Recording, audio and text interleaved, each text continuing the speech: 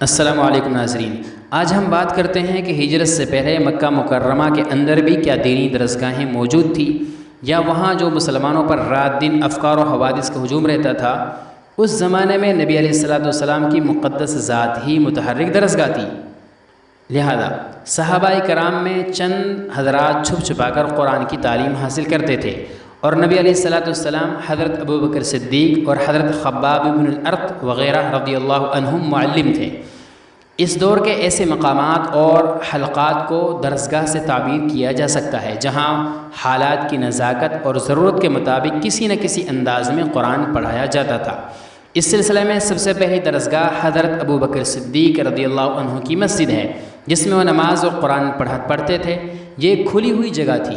حضرت ابوبکر رضی اللہ عنہ قرآن مجید کی تلاوت کرتے تو کفار مشرکین کے لڑکے، بچے اور عورتیں ان کے گرد جمع ہو کر قرآن سنتے تھے۔ یہ صورتحال ان کو ناگوار گزری، یعنی مشرکین کو۔ انہوں نے اس مرکز کو چھوڑنے پر حضرت ابوبکر رضی اللہ عنہ کو مجبور کیا۔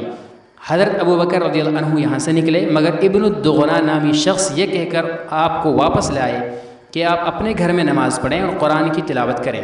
چنانچہ ابوبکر رضی اللہ عنہ نے کچھ دنوں اس پر عمل کیا، پھر مکان کے سامنے مسجد بنا کر نماز و تلاوت میں مشغول ہو گئے۔ صحیح بخاری میں اس کا تذکرہ ہے کہ پھر ابوبکر نے اپنے مکان کے باہر صحن میں ایک مسجد بنائی اور اس میں نماز اور قرآن پڑھتے تھے۔ مسجد ابوبکر میں نہ کوئی معلم و مقری تھا اور نہ کوئی متعلم اور پڑھنے والا تھا، البتہ یہ مسجد تلاوت قرآن کے لیے مکہ مکرمہ میں پہلا مرکز تھی۔ یہاں کفار کے لڑکے بچے قرآن سنتے تھے۔ حضرت فاطمہ بنت خطاب حضرت عمر رضی اللہ عنہ کی بہن ہیں۔ اپنے شوہر حضرت سعید بن زید رضی اللہ عنہ کے ساتھ ابتدائی دور میں مسلمان ہو گئی تھی۔ دوسری درسگاہ ان کے گھر میں ہے، اور زوجین اپنے گھر میں خباب بن الارت رضی اللہ عنہ سے قرآن کی تعلیم حاصل کرتے تھے۔ حضرت عمر اسلام لانے سے پہلے تلوار لیے ہوئے اپنی بہن کے مکان پر گئے تو دیکھا کہ بہن اور بہنوئی دونوں قرآن مجید پڑھ رہے ہیں۔ سیرت ابن ہشام میں ہے کہ ان دونوں کے پاس خباب بن الارت تھے، ان کے ساتھ ایک صحیفہ تھا جس میں سورہ طٰہٰ تھی، اور ان دونوں کو وہ پڑھا رہے تھے۔ اسی طرح سیرت حلبیہ میں حضرت عمر کی زبانی منقول ہے کہ نبی علیہ السلام نے میرے بہنوئی کے یہاں 2 مسلمانوں کے کھانے کا انتظام کیا تھا، ان میں سے ایک مسلمان خباب بن الارت رضی اللہ عنہ تھے۔ اس سلسلے میں حضرت عمر کا یہ بیان بھی ہے کہ جماعت بیٹھ کر صحیفہ پڑھ رہی تھی جو ان کے پاس تھا۔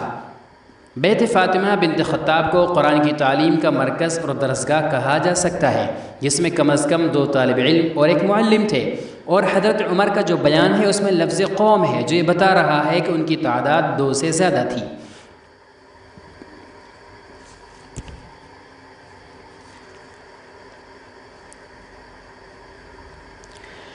تیسری درسگاہ حضرت ارقم بن ابو ارقم رضی اللہ عنہ سابقون الاولون اسلام لانے والوں میں سے ہیں۔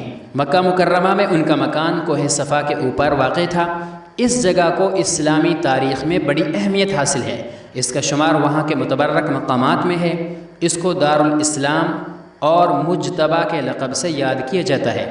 سن 5 نبوی میں ضعفاء اسلام نے حبش کی طرف ہجرت کی، اور مکہ میں رہ جانے والے حضرات سخت حالات کا مقابلہ کر رہے تھے، یہاں تک کہ سن 6 ہجری میں نبی علیہ السلام اور صحابہ کرام نے دار ارقم میں پناہ لی، اور یہیں سے دعوت اسلام کا فریضہ ادا کرتے رہے، اور اسی میں دین اور قرآن کی تعلیم و تعلم کا شغل بھی جاری رہا۔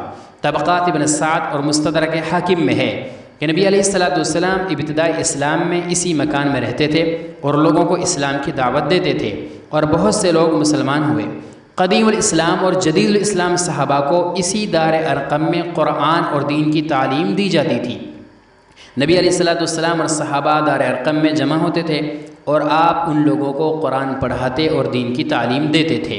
ان مقامات کے علاوہ مکہ مکرمہ میں حضرات صحابہ کرام 2 4 جمع ہو کر قرآن پڑھتے اور پڑھاتے تھے۔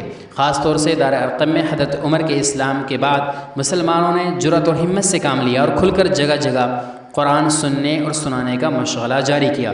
شیبہ تعلیم میں حصار کے تقریباً 3 سالہ دور میں نبی علیہ السلام قرآن پڑھتے پڑھاتے تھے۔ یہاں خاندان ابو طالب کے علاوہ دوسرے حضرات کی موجودگی کا ثبوت ملتا ہے۔